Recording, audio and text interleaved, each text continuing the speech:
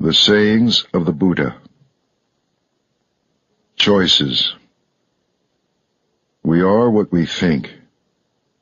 All that we are arises with our thoughts. With our thoughts we make the world. Speak or act with an impure mind, and trouble will follow you as the wheel follows the ox that draws the cart. We are what we think. All that we are arises with our thoughts. With our thoughts we make the world. Speak or act with a pure mind, and happiness will follow you as your shadow, unshakable. Look how he abused me and beat me, how he threw me down and robbed me. Live with such thoughts, and you live in hate. Look how he abused me and beat me, how he threw me down and robbed me. Abandon such thoughts, and live in love. In this world, hate never yet dispelled hate. Only love dispels hate. This is the law, ancient and inexhaustible. You too shall pass away.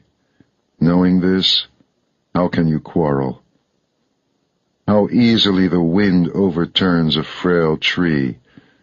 Seek happiness in the senses, indulge in food and sleep, and you too will be uprooted. The wind cannot overturn a mountain. Temptation cannot touch the man who is awake, strong, and humble, who masters himself and minds the law.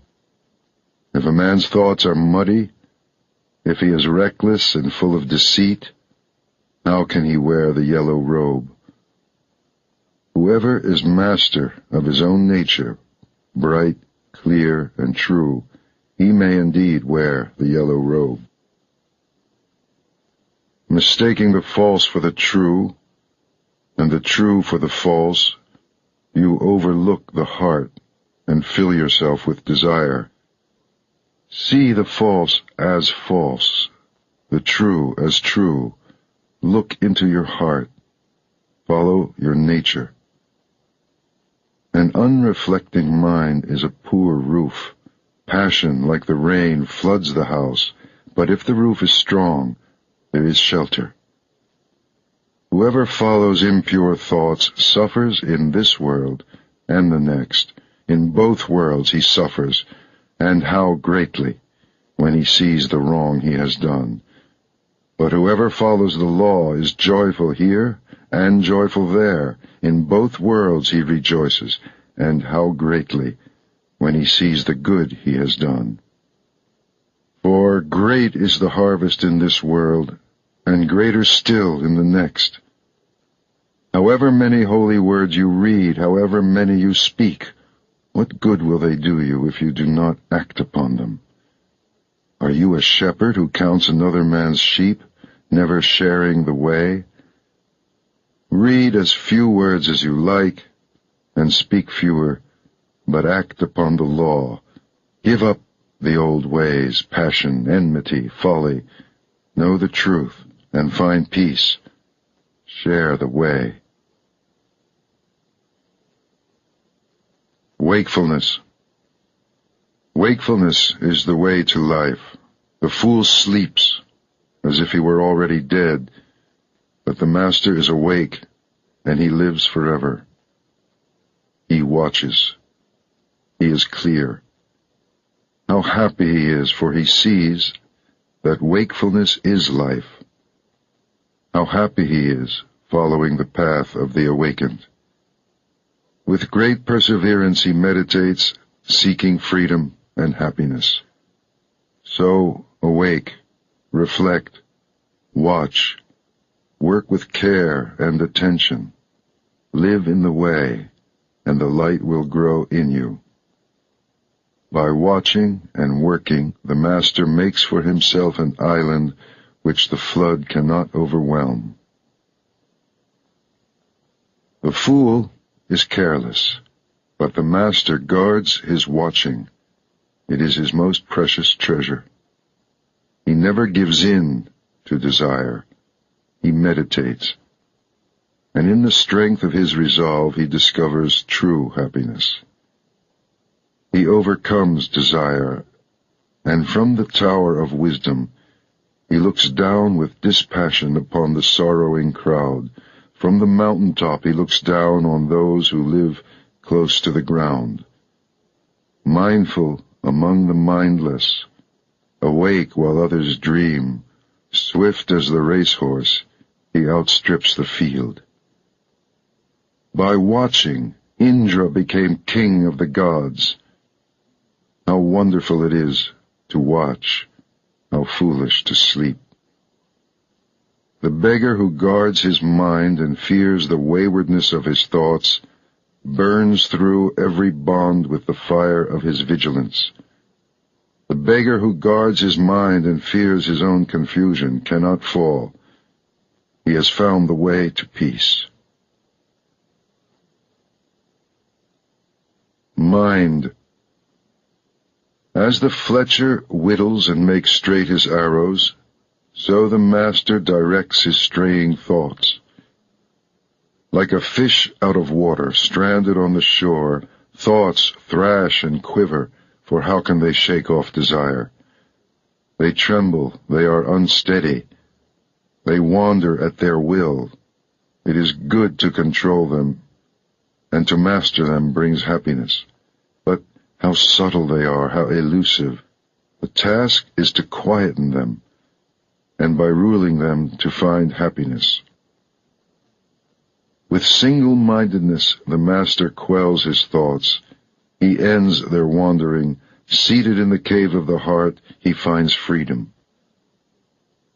How can a troubled mind understand the way? If a man is disturbed, he will never be filled with knowledge. An untroubled mind, no longer seeking to consider what is right and what is wrong, a mind beyond judgments, watches and understands. Know that the body is a fragile jar, and make a castle of your mind. In every trial, let understanding fight for you, to defend what you have won. For soon the body is discarded. Then what does it feel? A useless log of wood, it lies on the ground. Then what does it know? Your worst enemy cannot harm you as much as your own thoughts unguarded. But, once mastered, no one can help you as much, not even your father or your mother. Flowers. Who shall conquer this world, and the world of death with all its gods? Who shall discover the shining way of the law? You shall, even as the man who seeks flowers finds the most beautiful, the rarest. Understand that the body is merely the foam of a wave, the shadow of a shadow. Snap the flower arrows of desire, and then, unseen, escape the king of death, and travel on. Death overtakes the man who gathers flowers, when with distracted mind and thirsty senses he searches vainly for happiness in the pleasures of the world. Death fetches him away as a flood carries off a sleeping village. Death overcomes him when, with distracted mind and thirsty senses, he gathers flowers. He will never have his fill of the pleasures of the world. The bee gathers nectar from the flower without marring its beauty or perfume. So let the master settle and wander. Look to your own faults, what you have done or left undone. Overlook the faults of others. Like a lovely flower, bright but scentless, are the fine but empty words of the man who does not mean what he says. Like a lovely flower, bright and fragrant, are the fine and truthful words of the man who means what he says. Like garlands woven from a heap of flowers, fashion from your life as many good deeds. The perfume of sandalwood, rosebay, or jasmine cannot travel against the wind, but the fragrance of virtue travels even against the wind as far as the ends of the world. How much finer is the fragrance of virtue than of sandalwood, rosebay, of the blue lotus, or jasmine. The fragrance of sandalwood and rosebay does not travel far, but the fragrance of virtue rises to the heavens. Desire never crosses the path of virtuous and wakeful men. Their brightness sets them free. How sweetly the lotus grows in the litter of the wayside. Its pure fragrance delights the heart. Follow the awakened, and from among the blind the light of your wisdom will shine out purely. The Fool. How long the night to the watchman, how long the road to the weary traveler, how long the wandering of many lives to the fool who misses the way. If the traveler cannot find master or friend to go with him, let him travel on alone rather than with a fool for company.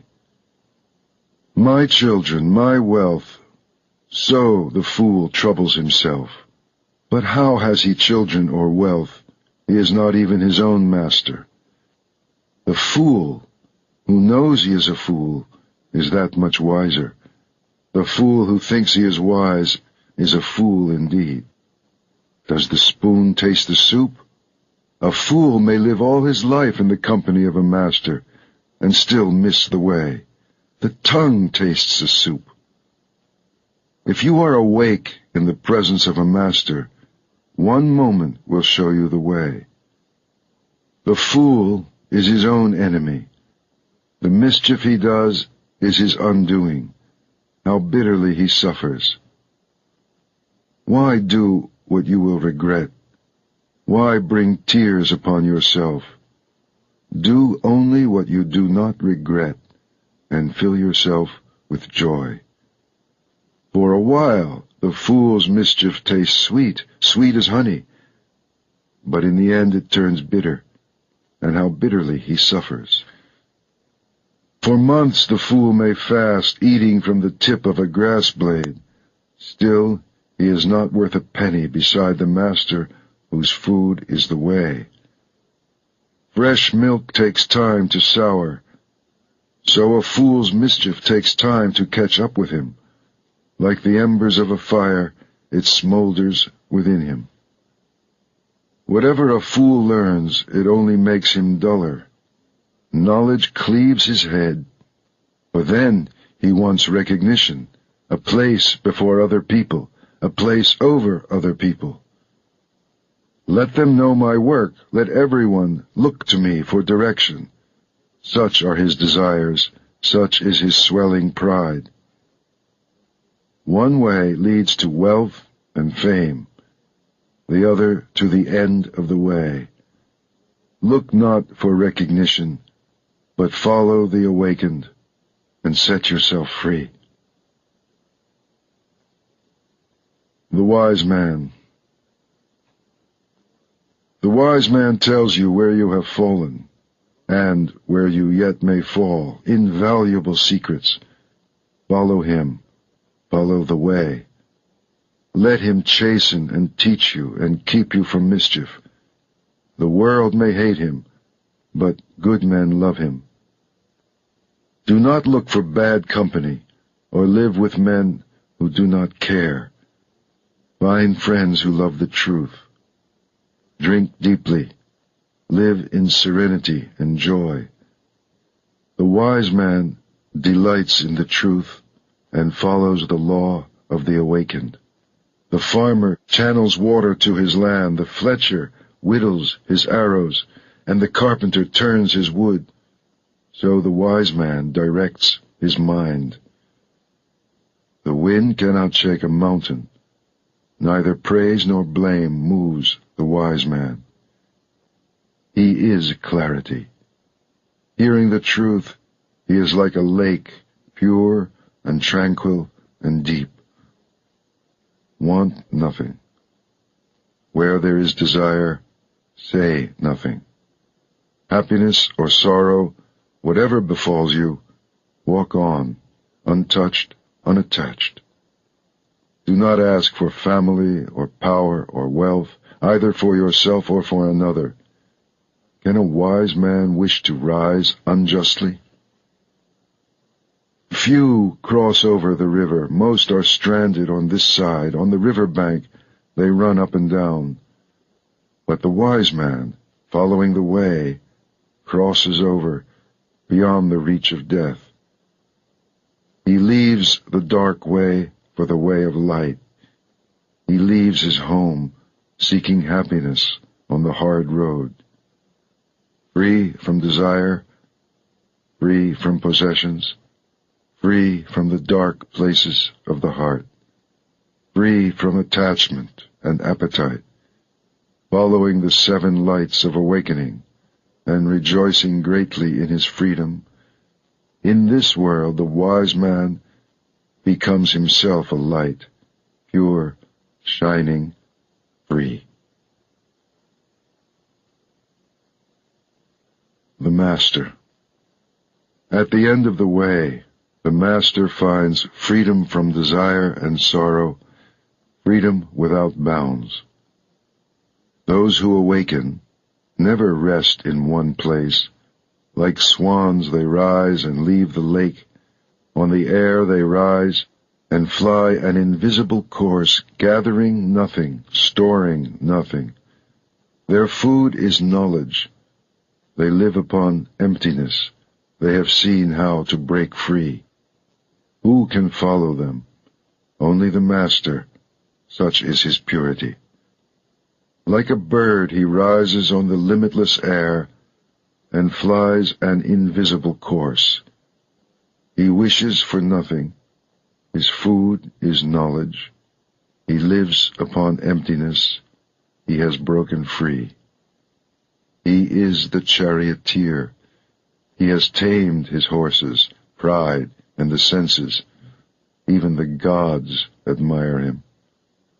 Yielding like the earth, joyous and clear like the lake, still as the stone at the door, he is free from life and death.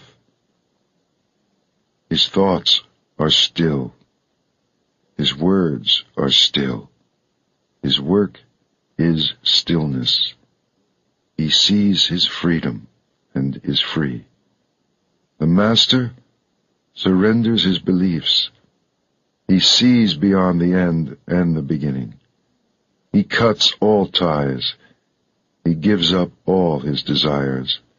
He resists all temptations. And he rises. And wherever he lives, in the city or the country, in the valley or in the hills, there is great joy. Even in the empty forest he finds joy, because he wants nothing. The thousands. Better than 1,000 hollow words is one word that brings peace. Better than 1,000 hollow verses is one verse that brings peace. Better than 100 hollow lines is one line of the law bringing peace. It is better to conquer yourself than to win 1,000 battles. Then the victory is yours. It cannot be taken from you, not by angels or by demons, heaven or hell. Better than 100 years of worship, better than 1,000 offerings, better than giving up 1,000 worldly ways in order to win merit. Better even than tending in the forest a sacred flame for 100 years is one moment's reverence for the man who has conquered himself. To revere such a man, a master old in virtue and holiness, is to have victory over life itself and beauty, strength and happiness. Better than 100 years of mischief is one day spent in contemplation. Better than 100 years of ignorance is one day spent in reflection. Better than 100 years of idleness is one day spent in determination. Better to live one day wondering how all things arise and pass away. Better to live 1 hour seeing the one life beyond the way. Better to live 1 moment in the moment of the way beyond the way. Mischief. Be quick to do good. If you are slow, the mind, delighting in mischief, will catch you. Turn away from mischief, again and again turn away, before sorrow befalls you. Set your heart on doing good, do it over and over again, and you will be filled with joy. A fool is happy until his mischief turns against him, and a good man may suffer until his goodness flowers. Do not make light of your failings, saying, "What are they to me?" A jug fills drop by drop, so the fool becomes brimful of folly. Do not belittle your virtue, saying, "They are nothing." A jug fills drop by drop, so the wise man becomes brimful of virtue. As the rich merchant with few servants shuns a dangerous road, and the man who loves life shuns poison, beware the dangers of folly and mischief. For an unwounded hand may handle poison, the innocent come to no harm, but as dust thrown against the wind, mischief is blown back in the face of the fool who wrongs the pure and harmless. Some are reborn in hell, some in this world, the good in heaven, but the pure are not reborn, nowhere. Not in the sky, nor in the midst of the sea, nor deep in the mountains can you hide from your own mischief. Not in the sky, nor in the midst of the ocean, nor deep in the mountains, nowhere can you hide from your own death. Violence. All beings tremble before violence. All fear death. All love life. See yourself in others. Then whom can you hurt? What harm can you do? He who seeks happiness by hurting those who seek happiness will never find happiness. For your brother is like you. He wants to be happy. Never harm him, and when you leave this life, you too will find happiness. Never speak harsh words, for they will rebound upon you. Angry words hurt, and the hurt rebounds. Like a broken gong, be still, be silent. Know the stillness of freedom, where there is no more striving. Like herdsmen driving their cows into the fields, old age and death will drive you before them. But the fool in his mischief forgets, and he lights the fire wherein one day he must burn. He who harms the harmless or hurts the innocent, 10 times shall he fall, into torment or infirmity, injury or disease or madness, persecution or fearful accusation, loss of family, loss of fortune. Fire from heaven shall strike his house, and when his body has been struck down, he shall rise in hell. He who goes naked with matted hair, mud bespattered, who fasts and sleeps on the ground and smears his body with ashes, and sits in endless meditation, so long as he is not free from doubts, he will not find freedom. But he who lives purely and self-assured, in quietness and virtue, who is without harm or hurt or blame, even if he wears fine clothes, so long as he also has faith, he is a true seeker. A noble horse rarely feels the touch of the whip. Who is there in this world as blameless? Then, like a noble horse, smart under the whip, burn and be swift, believe, meditate, see. Be harmless, be blameless, awake to the law, and from all sorrow free yourself. The farmer channels water to his land, the fletcher whittles his arrows, the carpenter turns his wood, and the wise man masters himself. Old age. The world is on fire, and are you laughing? You are deep in the dark. Will you not ask for light? For behold your body, a painted puppet, a toy, jointed and sick, and full of false imaginings, a shadow that shifts and fades. How frail it is, frail and pestilent. It sickens, festers, and dies. Like every living thing, in the end, it sickens and dies. Behold these whitened bones, the hollow shells and husks of a dying summer, and are you laughing? You are a house of bones, flesh and blood for plaster. Pride lives in you, and hypocrisy, decay, and death. The glorious chariots of kings shatter, so also the body turns to dust. But the spirit of purity is changeless, and so the pure instruct the pure. The ignorant man is an ox. He grows in size, not in wisdom. Vainly I sought the builder of my house through countless lives. I could not find him. How hard it is to tread life after life. But now I see you, O builder, and never again shall you build my house. I have snapped the rafters, split the ridgepole, and beaten out desire, and now my mind is free.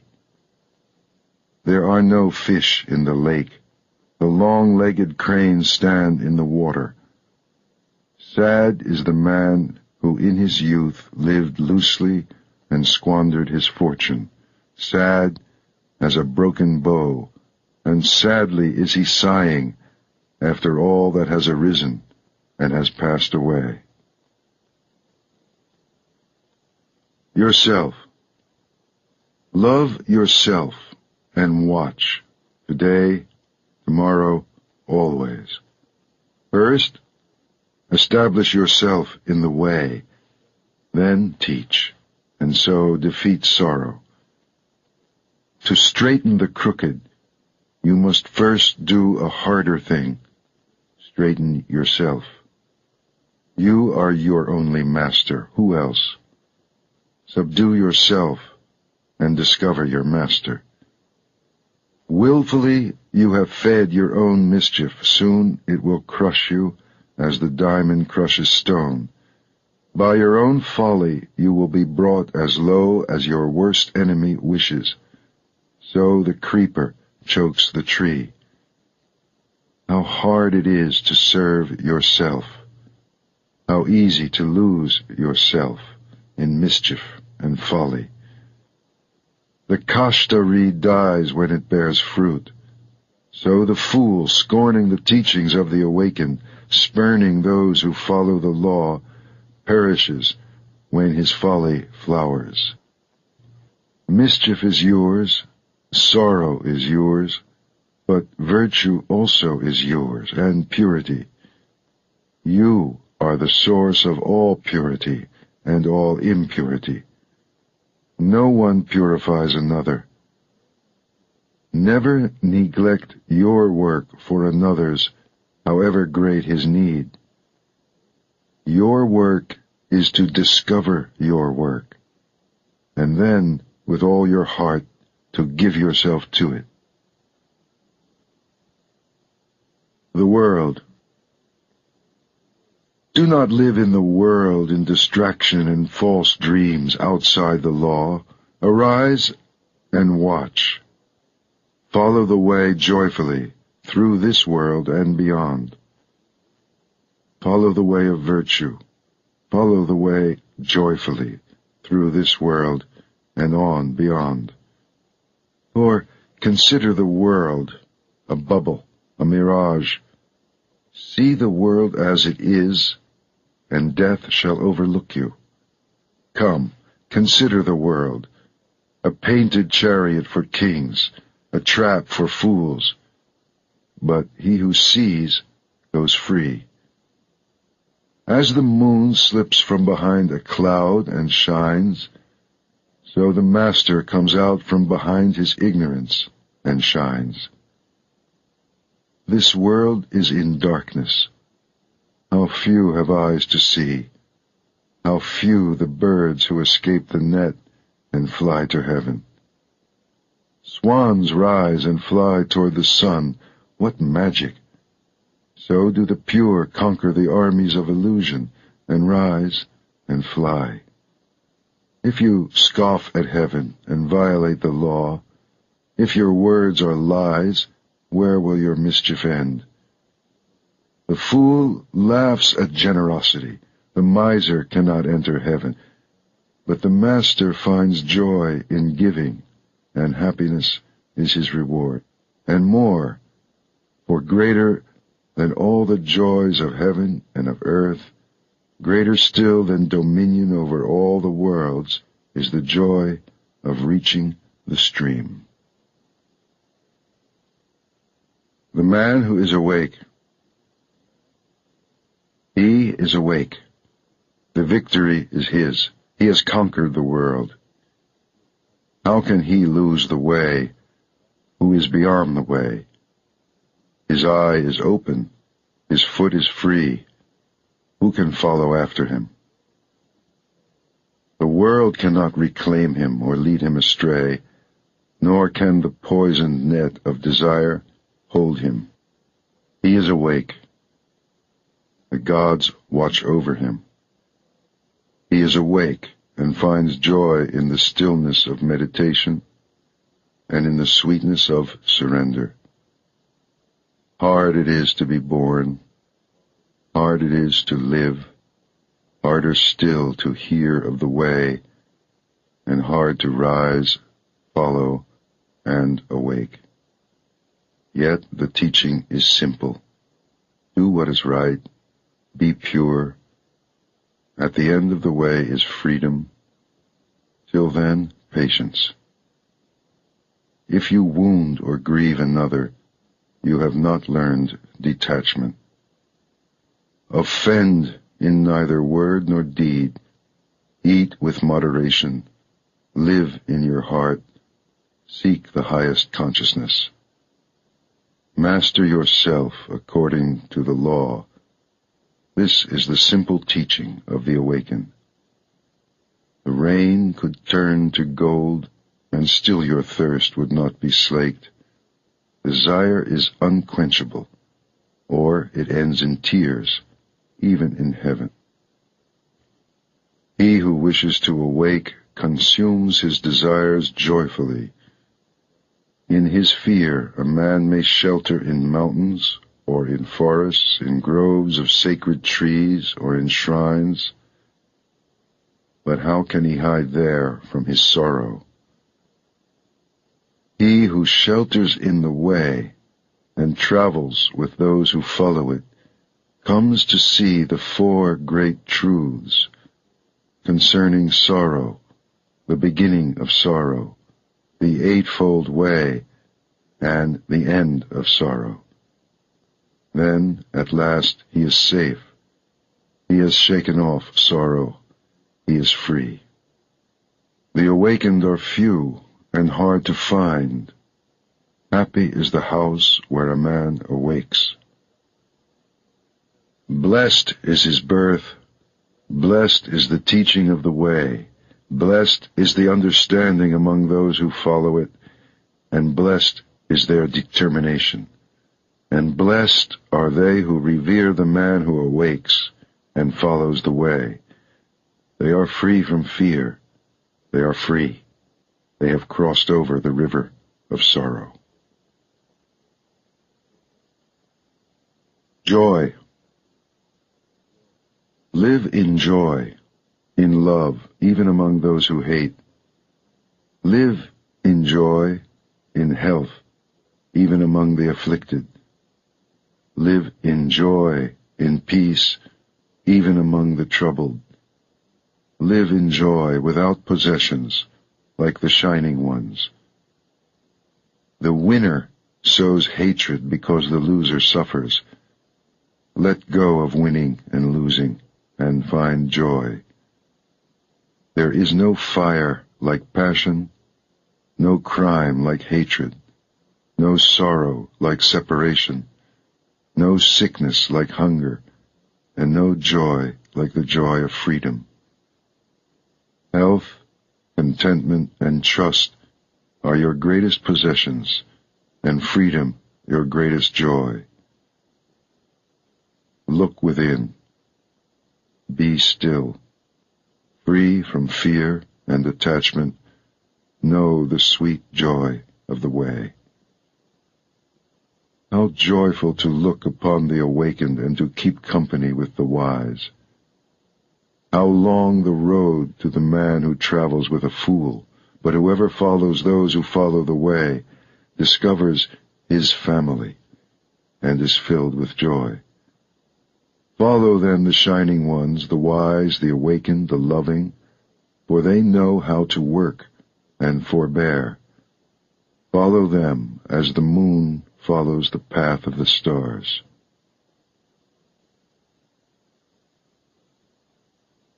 Pleasure. Do not let pleasure distract you from meditation, from the way. Free yourself from pleasure and pain, for in craving pleasure, or in nursing pain, there is only sorrow.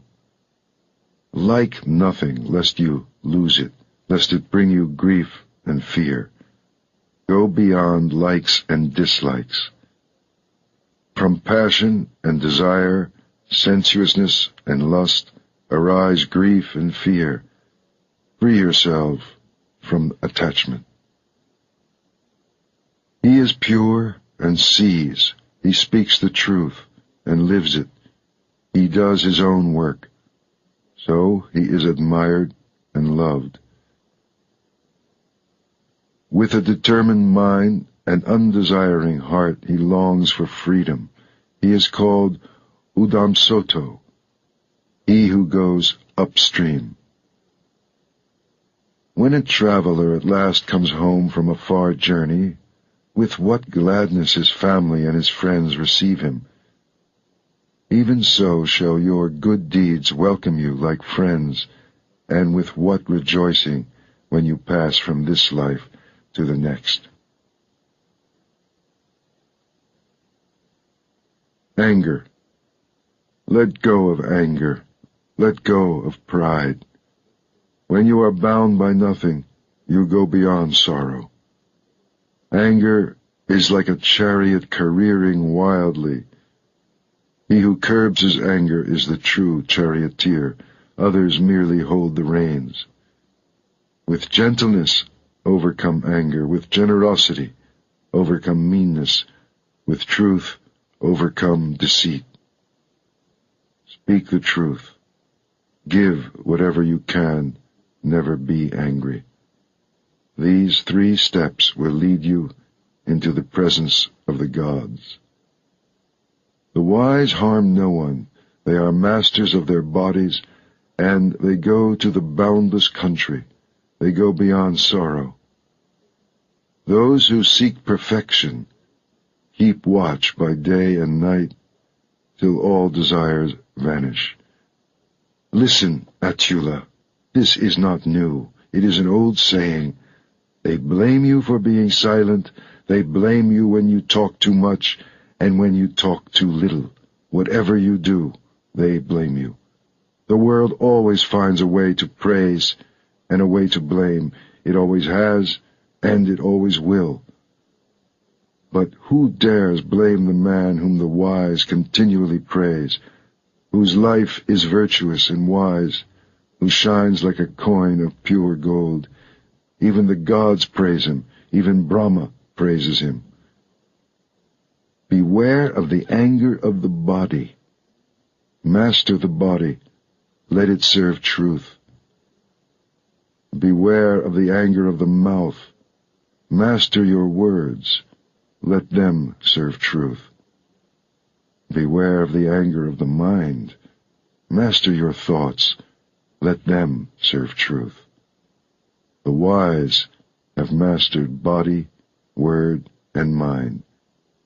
They are the true masters. Impurity. You are as the yellow leaf. The messengers of death are at hand. You are to travel far away. What will you take with you? You are the lamp to lighten the way. Then hurry, hurry. When your light shines without impurity or desire, you will come into the boundless country. Your life is falling away. Death is at hand. Where will you rest on the way? What have you taken with you? You are the lamp to lighten the way. Then hurry, hurry.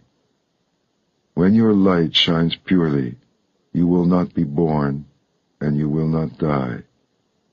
As a silversmith sifts dust from silver, remove your own impurities, little by little. Or, as iron is corroded by rust, your own mischief will consume you. Neglected, the sacred verses rust, for beauty rusts without use, and, unrepaired, the house falls into ruin, and the watch without vigilance fails. In this world and the next, there is impurity and impurity. When a woman lacks dignity, when a man lacks generosity. But the greatest impurity is ignorance. Free yourself from it. Be pure. Life is easy for the man who is without shame, impudent as a crow, a vicious gossip, vain, meddlesome, dissolute. But life is hard for the man who quietly undertakes the way of perfection with purity, detachment, and vigor. He sees light. If you kill, lie, or steal, commit adultery, or drink, you dig up your own roots. And if you cannot master yourself, the harm you do turns against you grievously. You may give in the spirit of light, or as you please, but if you care how another man gives or how he withholds, you trouble your quietness endlessly. These envying roots, destroy them, and enjoy a lasting quietness. There is no fire like passion. There are no chains like hate. Illusion is a net, desire a rushing river. How easy it is to see your brother's faults, how hard to face your own. You winnow his in the wind like chaff, but yours you hide like a cheat covering up an unlucky throw. Dwelling on your brother's faults multiplies your own. You are far from the end of your journey. The way is not in the sky, the way is in the heart. See how you love whatever keeps you from your journey. But the Tathagatas, they who have gone beyond, have conquered the world. They are free. The way is not in the sky, the way is in the heart. All things arise and pass away, but the awakened awake forever.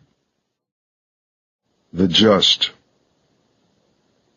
If you determine your course with force or speed, you miss the way of the law.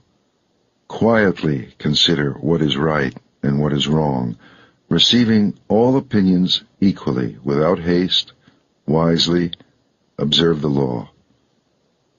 Who is wise, the eloquent or the quiet man? Be quiet and loving and fearless. For the mind talks, but the body knows. Gray hairs do not make a master. A man may grow old in vain.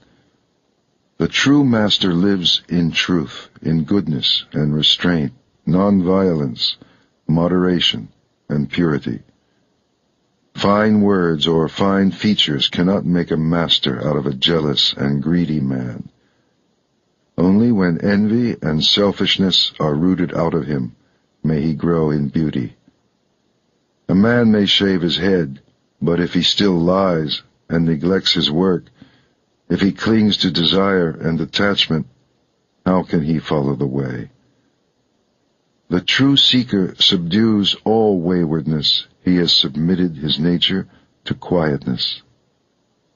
He is a true seeker, not because he begs, but because he follows the lawful way, holding back nothing, holding to nothing, beyond good and beyond evil, beyond the body and beyond the mind.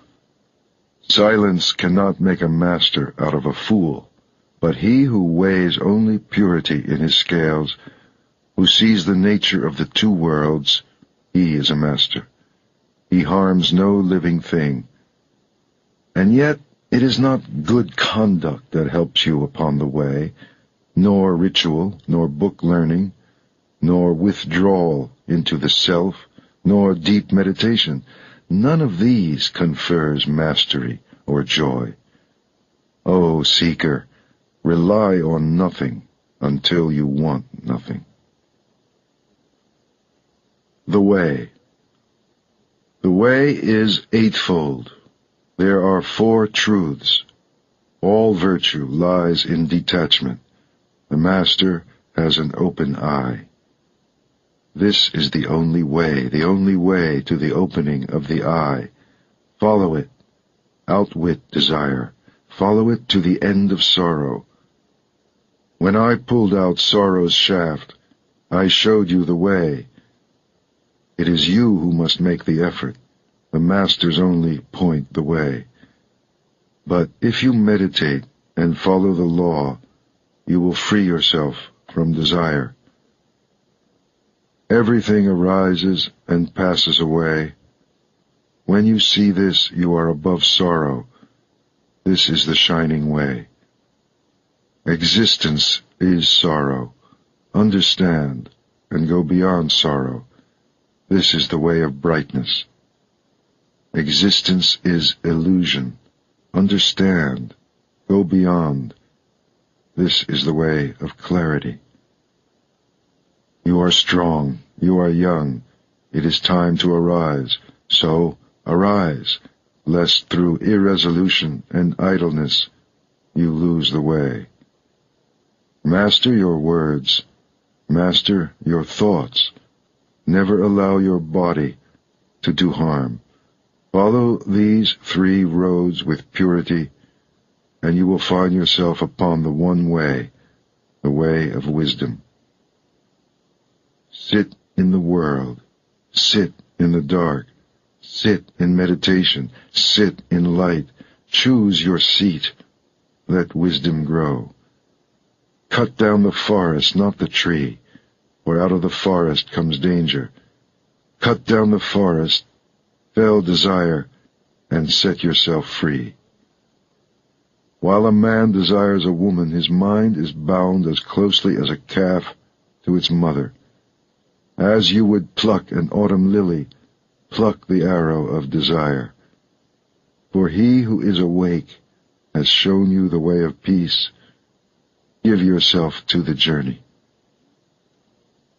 Here shall I make my dwelling in the summer and the winter and in the rainy season. So the fool makes his plans, sparing not a thought for his death.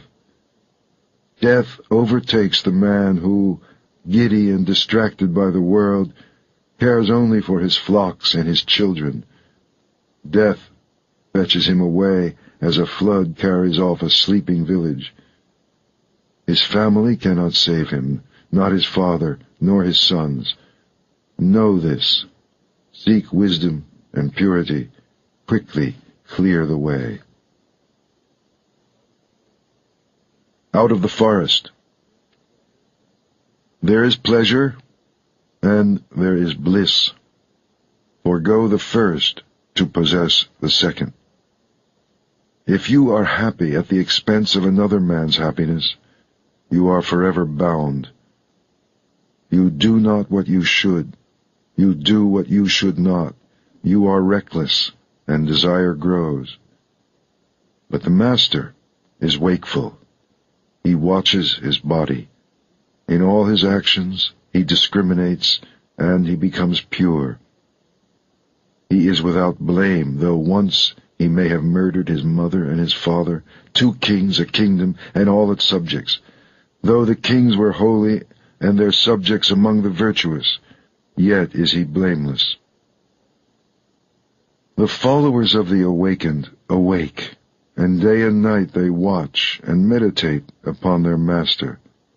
Forever wakeful, they mind the law.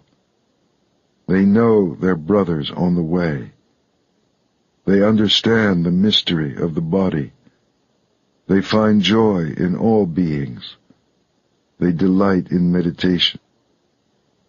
It is hard to live in the world, and hard to live out of it.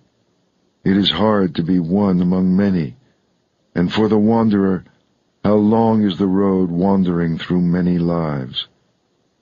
Let him rest. Let him not suffer. Let him not fall into suffering. If he is a good man, a man of faith, honored and prosperous, wherever he goes, he is welcome. Like the Himalayas, good men shine from afar, but bad men move unseen like arrows in the night.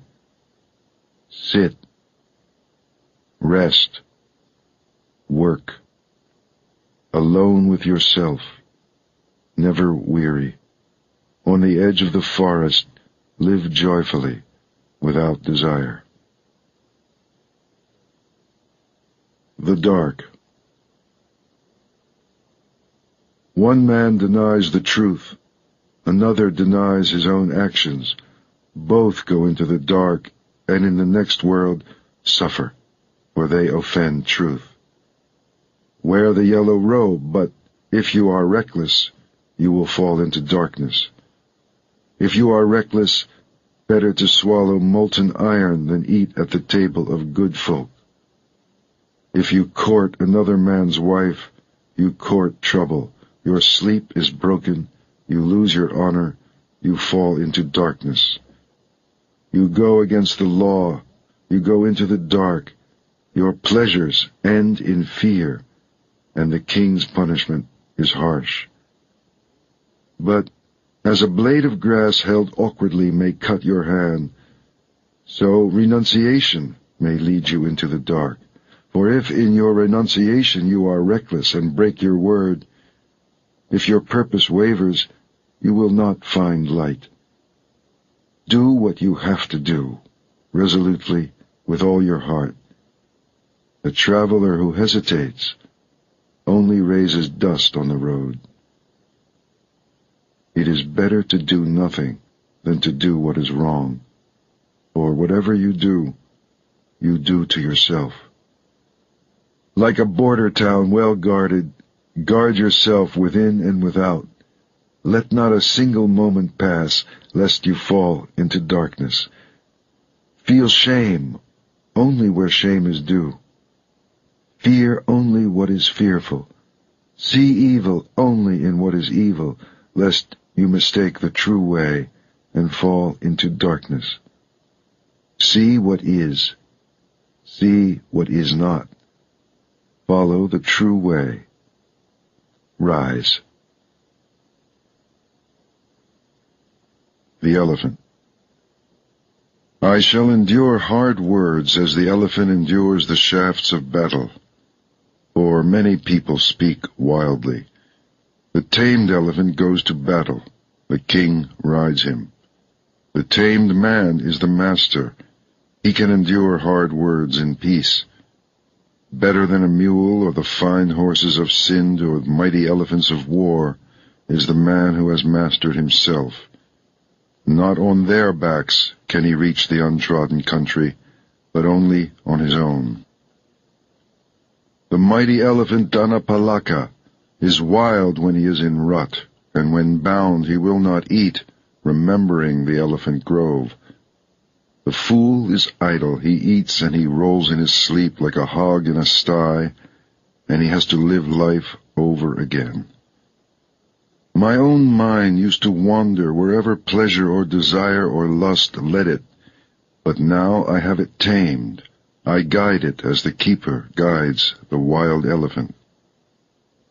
Awake. Be the witness of your thoughts. The elephant hauls himself from the mud. In the same way, drag yourself out of your sloth. If the traveler can find a virtuous and wise companion, let him go with him joyfully and overcome the dangers of the way. But if you cannot find friend or master to go with you, travel on alone, like a king who has given away his kingdom, like an elephant in the forest. Travel on alone, rather than with a fool for company. Do not carry with you your mistakes. Do not carry your cares. Travel on alone, like an elephant in the forest. To have friends in need is sweet, and to share happiness, and to have done something good before leaving this life is sweet, and to let go of sorrow. To be a mother is sweet, and a father. It is sweet to live arduously, and to master yourself. Oh, how sweet it is to enjoy life living in honesty and strength, and wisdom is sweet, and freedom. Desire. If you sleep, desire grows in you like a vine in the forest. Like a monkey in the forest, you jump from tree to tree, never finding the fruit. From life to life, never finding peace. If you are filled with desire, your sorrows swell like the grass after the rain. But if you subdue desire, your sorrows fall from you like drops of water from a lotus flower. This is good counsel, and it is for everyone. As the grass is cleared for the fresh root, cut down desire, lest death after death crush you, as a river crushes the helpless reeds. For if the roots hold firm, a felled tree grows up again. If desires are not uprooted, sorrows grow again in you. 36 streams are rushing toward you, desire and pleasure and lust. Play in your imagination with them, and they will sweep you away. Powerful streams, they flow everywhere. Strong vine, if you see it spring up, take care. Pull it out by the roots. Pleasures flow everywhere. You float upon them, and are carried from life to life. Like a hunted hare you run, the pursuer of desire pursued, harried from life to life. O seeker, give up desire. Shake off your chains. You have come out of the hollow into the clearing. The clearing is empty. Why do you rush back into the hollow? Desire is a hollow, and people say, "Look, he was free, but now he gives up his freedom." It is not iron that imprisons you, nor rope, nor wood, but the pleasure you take in gold and jewels and sons and wives. Soft fetters, yet they hold you down. Can you snap them? There are those who can, who surrender the world, forsake desire, and follow the way. O slave of desire, float upon the stream. Little spider, stick to your web, or else abandon your sorrows for the way. Abandon yesterday, and tomorrow, and today. Cross over to the farther shore, beyond life and death. Do your thoughts trouble you? Does passion disturb you? Beware of thirstiness, lest your wishes become desires, and desire binds you. Quieten your mind. Reflect. Watch. Nothing binds you. You are free. You are strong. You have come to the end, free from passion and desire. You have stripped the thorns from the stem. This is your last body. You are wise. You are free from desire, and you understand words and the stitching together of words, and you want nothing. Victory is mine, knowledge is mine, and all purity, all surrender. I want nothing. I am free. I found my way. Whom shall I call teacher? The gift of truth is beyond giving, the taste beyond sweetness, the joy beyond joy.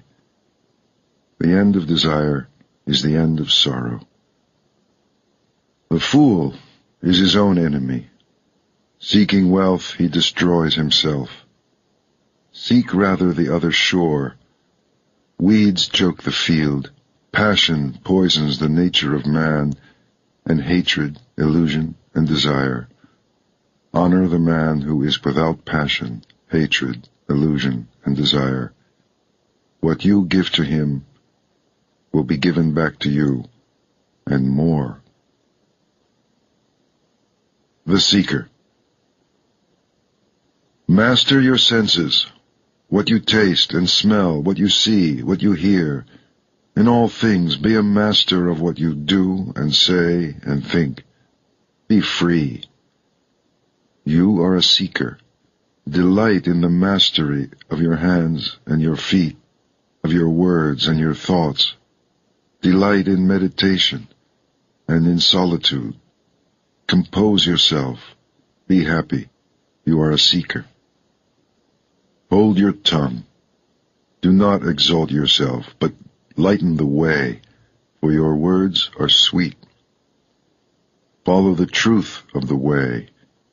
Reflect upon it. Make it your own. Live it. It will always sustain you. Do not turn away what is given you, nor reach out for what is given to others, lest you disturb your quietness. Give thanks for what has been given you, however little. Be pure. Never falter. You have no name and no form. Why miss what you do not have? The seeker is not sorry. Love and joyfully follow the way, the quiet way to the happy country. Seeker, empty the boat, lighten the load, passion and desire and hatred, and sail swiftly. There are 5 at the door to turn away, and 5 more, and there are 5 to welcome in, and when 5 have been left stranded on the shore, the seeker is called O Gati Nati, he who has crossed over.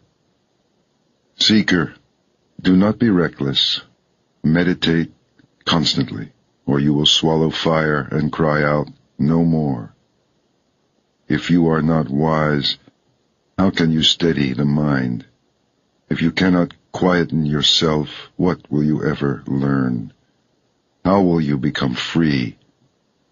With a quiet mind, come into that empty house, your heart, and feel the joy of the way beyond the world. Look within, the rising and the falling. What happiness! How sweet to be free! It is the beginning of life, of mastery and patience, of good friends along the way, of a pure and active life. So, live in love. Do your work. Make an end of your sorrows. Or see how the jasmine releases and lets fall its withered flowers. Let fall willfulness and hatred. Are you quiet? Quieten your body. Quieten your mind. You want nothing. Your words are still. You are still. By your own efforts, waken yourself, watch yourself, and live joyfully. You are the master. You are the refuge. As a merchant breaks in a fine horse, master yourself. How gladly you follow the words of the awakened, how quietly, how surely you approach the happy country, the heart of stillness. However young, a seeker who sets out upon the way shines bright over the world. Like the moon, come out from behind the clouds, shine. The true master. Wanting nothing with all your heart, stop the stream. When the world dissolves, everything becomes clear. Go beyond this way or that way to the farther shore, where the world dissolves and everything becomes clear. Beyond this shore and the farther shore, beyond the beyond, where there is no beginning, no end, without fear, go. Meditate. Live purely. Be quiet.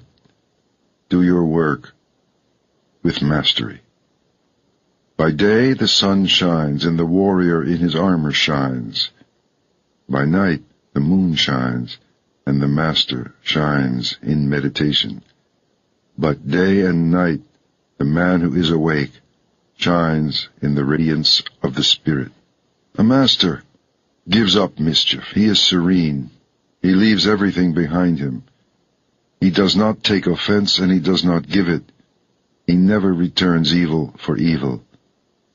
Alas for the man who raises his hand against another, and even more for him who returns the blow. Resist the pleasures of life and the desire to hurt, till sorrows vanish. Never offend by what you think or say or do. Honor the man who is awake and shows you the way. Honor the fire of his sacrifice. Matted hair or family or caste do not make a master, but the truth and goodness with which he is blessed. Your hair is tangled and you sit on a deerskin. What folly, when inside you are ragged with lust. The master's clothes are in tatters. His veins stand out. He is wasting away. Alone in the forest, he sits and meditates. A man is not born to mastery. A master is never proud. He does not talk down to others. Owning nothing, he misses nothing. He is not afraid. He does not tremble. Nothing binds him. He is infinitely free. So cut through the strap and the thong and the rope, loosen the fastenings, unbolt the doors of sleep, and awake. The master endures insults and ill treatment without reacting, for his spirit is an army. He is never angry. He keeps his promises. He never strays. He is determined. This body is my last, he says. Like water on the leaf of a lotus flower, or a mustard seed on the point of a needle, he does not cling, for he has reached the end of sorrow and has laid down his burden. He looks deeply into things and sees their nature. He discriminates and reaches the end of the way. He does not linger with those who have a home, nor with those who stray. Wanting nothing, he travels on alone. He hurts nothing. He never kills. He moves with love among the unloving, with peace and detachment among the hungry and querulous. Like a mustard seed from the point of a needle, hatred has fallen from him, and lust, hypocrisy, and pride. He offends no one, yet he speaks the truth. His words are clear, but never harsh. Whatever is not his, he refuses, good or bad, great or small. He wants nothing from this world and nothing from the next. He is free. Desiring nothing, doubting nothing, beyond judgment and sorrow and the pleasure of the senses, he is moved beyond time. He is pure and free. How clear he is! He is the moon. He is serene. He shines. For he has traveled life after life the muddy and treacherous road of illusion. He does not tremble or grasp or hesitate. He has found peace. Calmly he lets go of life, of home and pleasure and desire. Nothing of men can hold him. Nothing of the gods can hold him. Nothing in all creation can hold him. Desire has left him, never to return. Sorrow has left him, never to return. He is calm. In him the seed of renewing life has been consumed. He has conquered all the inner worlds. With dispassionate eye he sees everywhere the falling and the uprising. And with great gladness he knows that he has finished. He has woken from his sleep, and the way he has taken is hidden from men, even from spirits and gods, by virtue of his purity. In him there is no yesterday, no tomorrow, no today. Possessing nothing, wanting nothing, he is full of power. Fearless, wise, exalted, he has vanquished all things. He sees by virtue of his purity. He has come to the end of the way, over the river of his many lives, his many deaths, beyond the sorrow of hell, beyond the great joy of heaven, by virtue of his purity. He has come to the end of the way. All that he had to do, he has done, and now he is one. An Afterword, written and read by Jacob Needleman. Buddhism was born in India. In its beginnings it conceived of itself not as a new religion, but as a reconstitution of what is essential in the vastness of the Hindu tradition. Taken as a whole, the Hindu religion can be likened to an Olympian armed campaign, with great generals dispersed abroad, their huge armies and infinitely variegated weaponry converging upon the enemy, the ego, under some divinely conceived master strategy. Compared to this, Buddhism appears upon the Indian scene as a direct, hand-to-hand attack with no holds barred, striking instantly and mercilessly at the enemy's weakest point. By and large, Buddhism has retained this quality of one-pointed practicality, even amid the later flowering of a metaphysics and mythology which, in all of its aspects, rivals the entirety of Hinduism. Put succinctly, the Buddha, who is understood to have lived and taught in the 6th century BC, taught that the principal cause of all human suffering and desolation is the deeply ingrained belief that there is such a thing as a self or ego that persists through time and change. Everything else in Buddhism, its art, philosophy, rituals, and techniques, originated as tools for the destruction of man's illusion that he is a self. This doctrine of no self, or non-Atman, is, as it is said, the diamond which cuts through all errors and confusions of humanity. According to this teaching, everything in human nature is in flux, and a man is nothing but a serial bundle of sensations, thoughts, and feelings, one proceeding from another with nothing to hold them together either in life or death. And not only man, but all things in the universe are without self, without a fixed nature that abides from moment to moment. In the endless and rigorously determined chain of cause and effect that constitutes the universe, we human beings fail by fixing our interest or desire upon one or another phenomenal aggregate, either within ourself or external to ourself. Therein is the root of all our sorrow.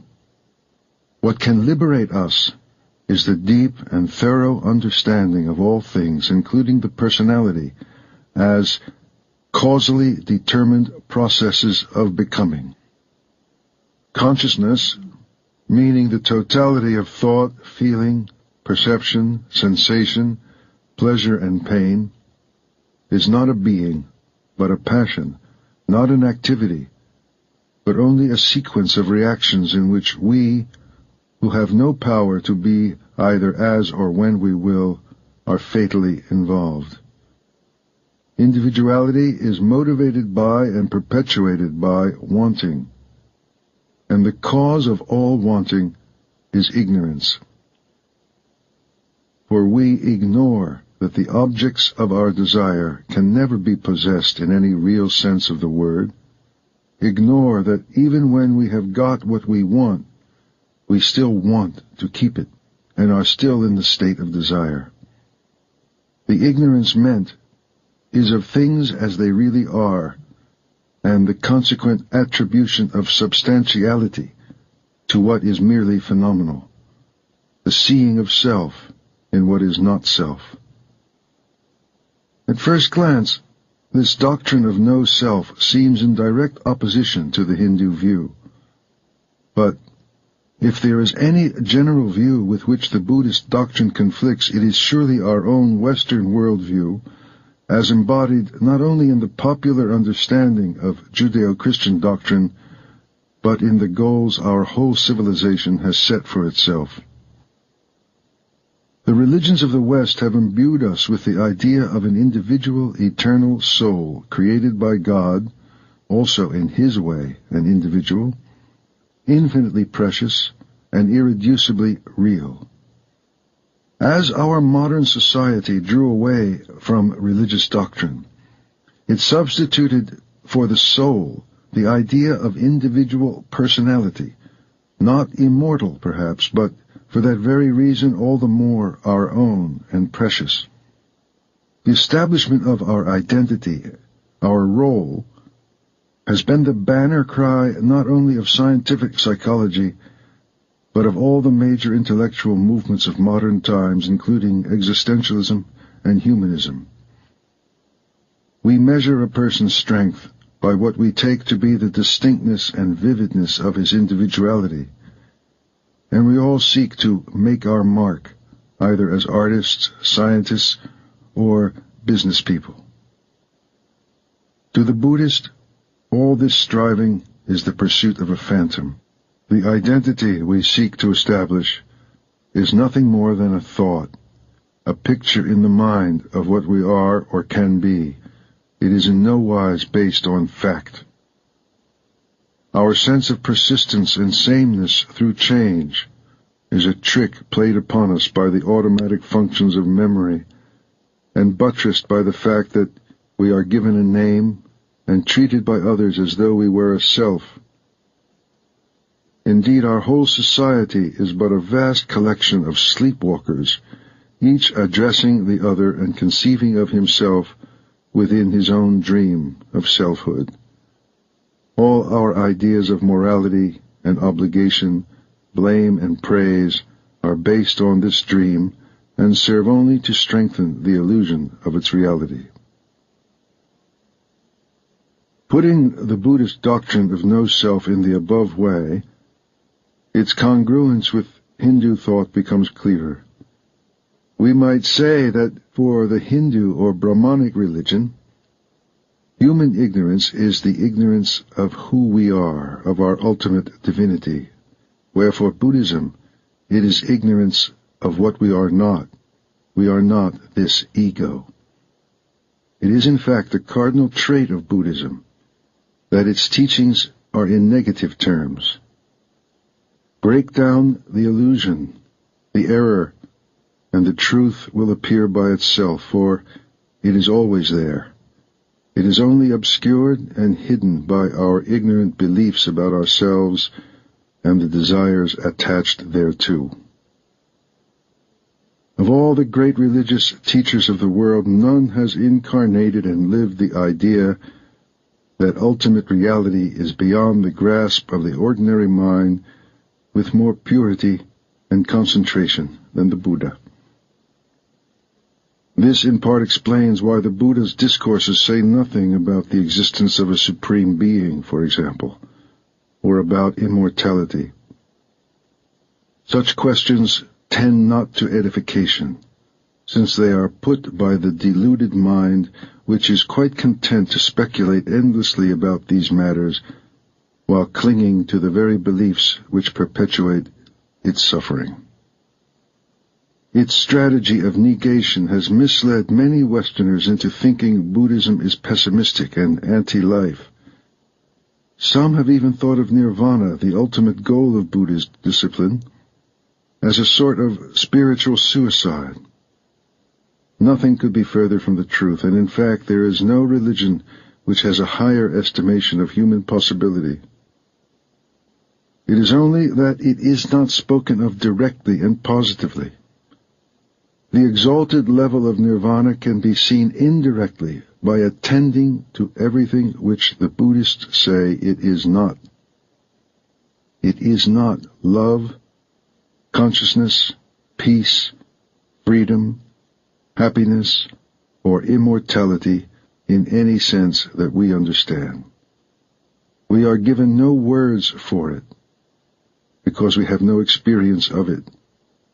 And in the absence of a corresponding experience, names merely purchase further illusions. The Gospels, we may recall, also speak of the peace that passeth understanding.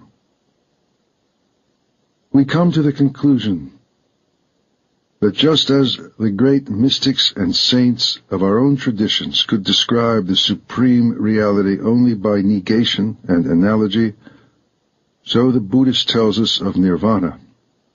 Since, however, nirvana also designates the whole of reality, then we see why Buddhism also refuses to admit that our ordinary thinking and language can accurately be applied to anything that is real.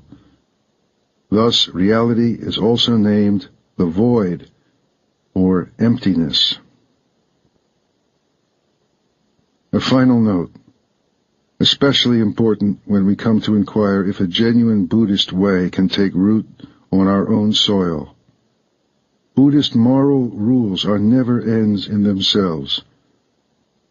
It is essential to realize that ethical commandments in the Dhammapada are understood as necessary preliminaries to any greater spiritual development. What is especially valuable about the Dhammapada is that it shows us there is no real separation between true human morality and the process of inner development. The admonitions and insights in this great text resonate on all levels of our search for our authentic humanity. At one stroke, they bring inspiration to our halting everyday efforts to care for our neighbor and guidance in our efforts to look into ourselves for the radiant energy that is traditionally termed the Buddha nature. The Dhammapada presents itself as the actual sayings of Gautama Buddha, and was originally compiled for the growing community of Buddhist monks.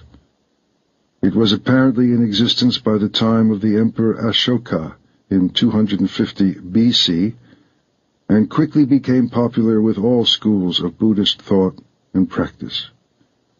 It is now, no doubt, time for it to speak more universally to the whole of our morally and spiritually hungry modern world.